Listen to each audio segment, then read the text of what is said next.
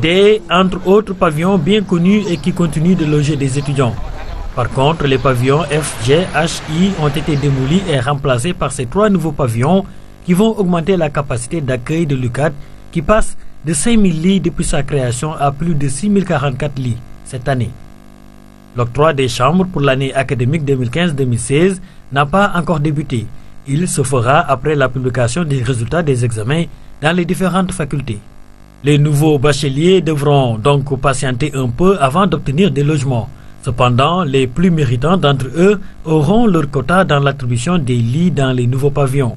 Lançons un appel au directeur du Koudou de nous accorder, de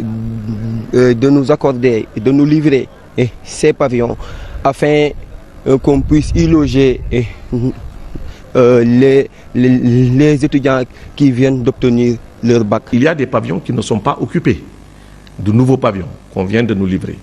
J'ai dit aux étudiants qu'il y a des possibilités de trouver des solutions pour héberger les bacheliers qui viennent d'arriver sur la base des critères de rang. De permettre aussi à certains délégués d'occuper quelques chambres. Mais j'ai dit que le blocage, c'est qu'on se mette d'accord sur les critères.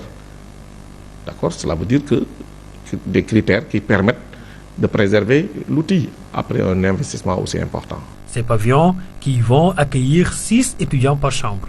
Il faudrait se comporter à telle enseigne de loger le maximum de personnes.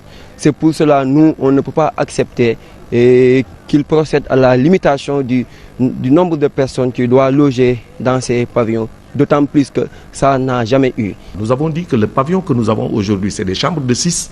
On ne permettra pas que les étudiants occupent sur les mêmes bases que ce qui se fait actuellement, où un étudiant dans une chambre de 2, un étudiant qui vient, titulaire d'une chambre, peut venir avec 3 étudiants qui passent la nuit avec lui dans les chambres. Et en milieu de journée, il peut y avoir 5 à 10 étudiants pour un étudiant. En termes de coûts et en termes de pression sur l'investissement, ce n'est pas acceptable.